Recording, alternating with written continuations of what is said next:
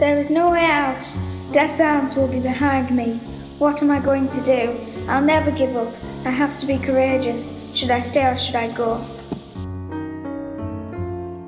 Dear Jim, words cannot describe this place. It is horrible. I wish I had never come. Anyway, I would like you not to give this letter to Ma. I think it would just be better for her. I think she would be upset. Out here is really scary. As the hand of death reaches across the battlefield to the muffled sounds of cracks of guns. Behind the trench is a huge cemetery, and as I stepped into it with Jeremy's body, a sort of song came to me, like gentle angels' voices in my head. After this, when I came back, I had so much anger, and I'm afraid to say this, but I think that darkness is already closing in on me. I think that anger is a sign. I can hear the fearful screams in my head, the bombs randomly choosing their victims, and in with all this, the guns fire like the whistles of death's mouth. Goodbye, dearest brother. Your country needs you. My brain just can't think. Did I make a big mistake? It is life or death. You have chosen mighty death. How am I ever going to live? Dearest Peter, I'm writing to you to let you know that I'm still alive, but if the sandbags weren't there, I wouldn't be writing to you. They protected me like a suit of shining armour, even though they smell bad and they're a bit manky, they still saved my life. Okay, I know you want to know about it. So, I was in the trenches and all of a sudden there was a bang. So me and my partner, Paul, went to have a look. And then bang, bang, bang, bang, bang. I fell to the ground thinking it would be alright. I rolled over, I put my hand over to Paul, but I couldn't feel him. But I could feel wet. At first I thought it was a puddle of water, but it was blood. I jumped up, looked around, and Paul was there, on the floor. I knew I lost my friend. I went to the graves and I could see Paul's. I ran over. I felt like the hand of death is round my neck. I just remember me because I could be Paul soon. From your dearest friend, Tomo. Death destroys my life, never free from the war, lifeless. I have no choice now, this is my only life, one shot. Dearest wife, I'm writing to say that I'm missing you here in lonely, deserted France. I'm looking forward to coming home to you, but I fear it will not be any time soon. We have to be cautious here, what with death whispering in every soldier's ears. All the soldiers that have given their life for their country will have died in vain if we don't win this war. That is why it is so important that we win. I made a good friend here, so I thought it would make it all better. That is until he died yesterday. He was gruesomely shot yesterday while he was talking to me. He was not properly concentrating on the job at hand. Bang, he was gone. Blood dripped from him like a broken tap. The stone-cold heart of death had claimed another victim. The truth is that war is neither fun nor joyful. It's frightening and cruel, and many lives are lost. I know I won't survive this ordeal with death. Nothing can change that. For me, the dead end of war is closing in. Missing you dearly, John. Watching the men die, it was so emotional. I want to go home.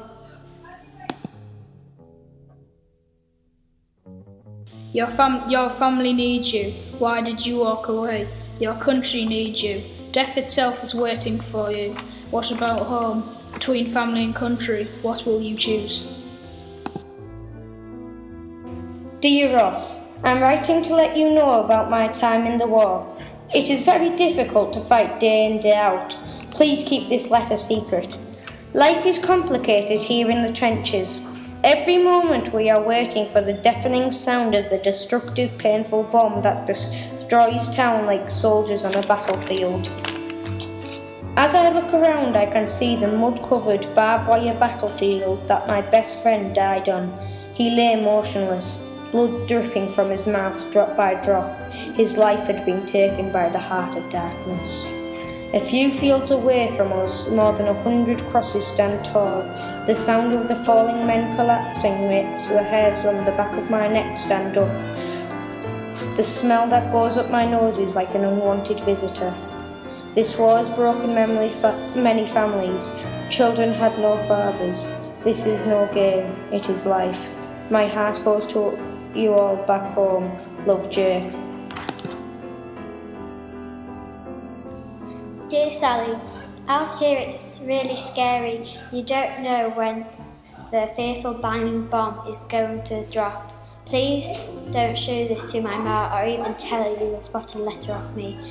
Life is so strange out here. It's like death's arm is around us. All my friends have died now, death's picking their victims, and soon it will be me.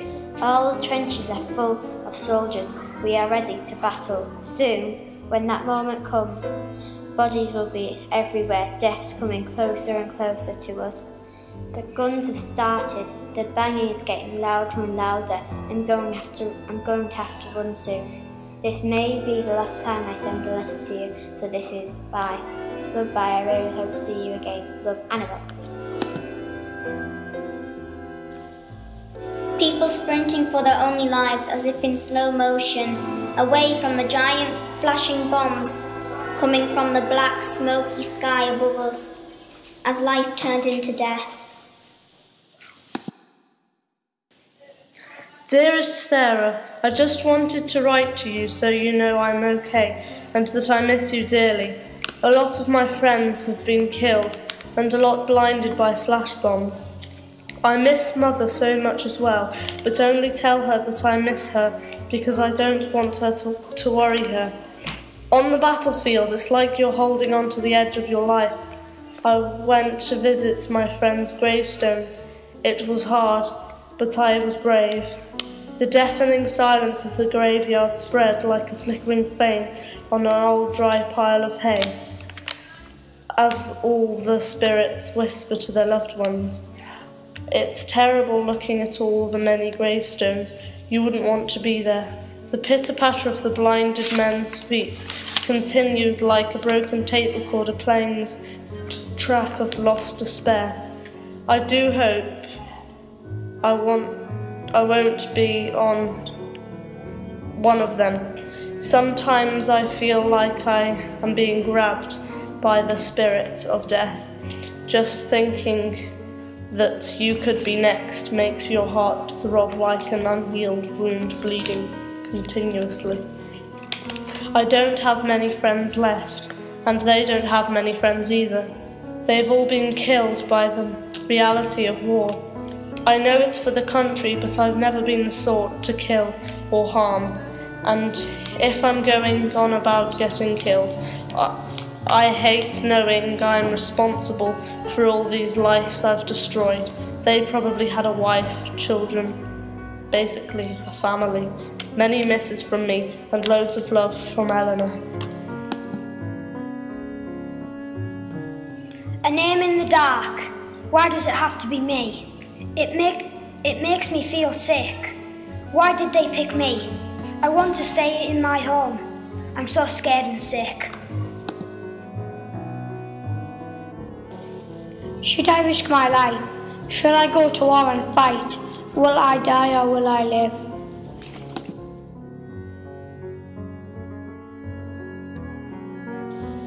Dear Mum, I'm writing to tell you about my time in France. It's very noisy here and I'm scared.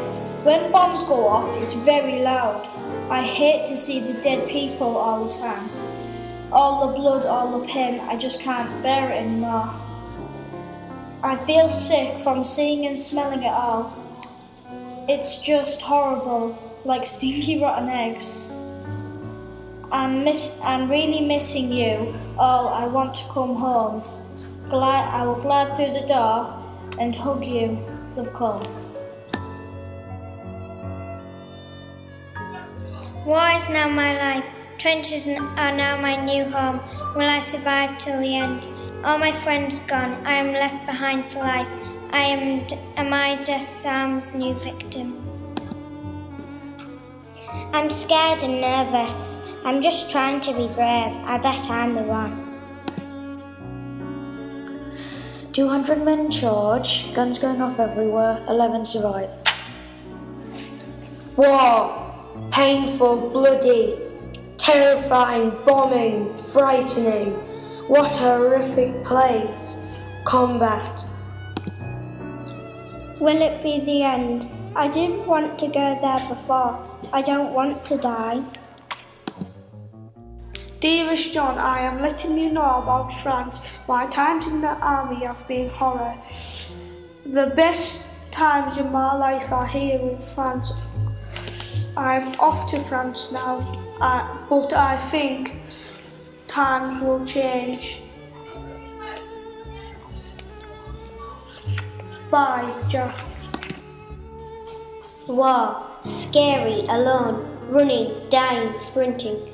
One life, live it, run. My country needs me. Am I the one to go to war? Am I up for the challenge? Death is grabbing me. What should I care about more?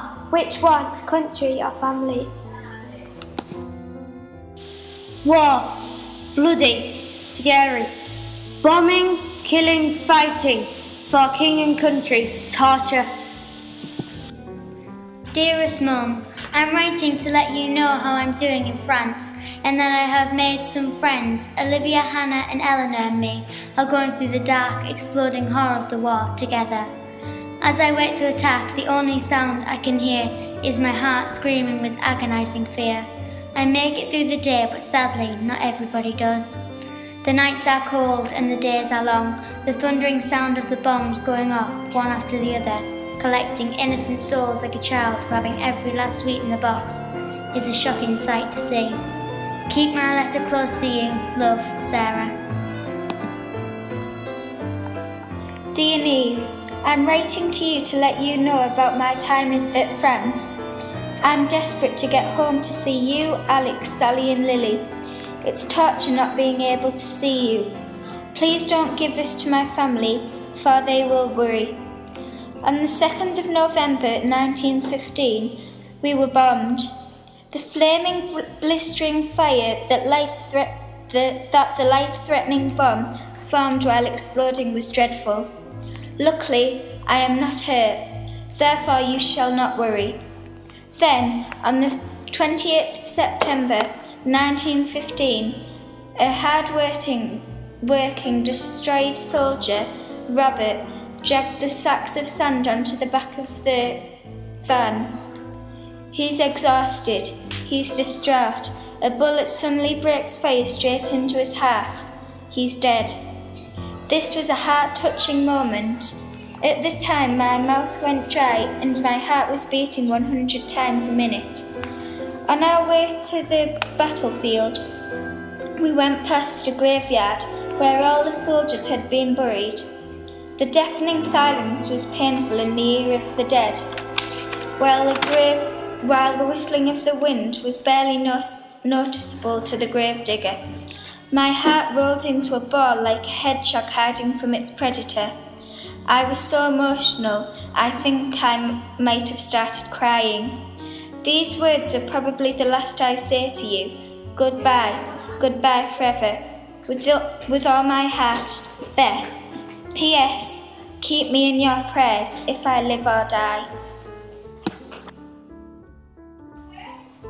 Death, maddening, heartbreaking, terrifying, killing, horrifying. It's me next, war.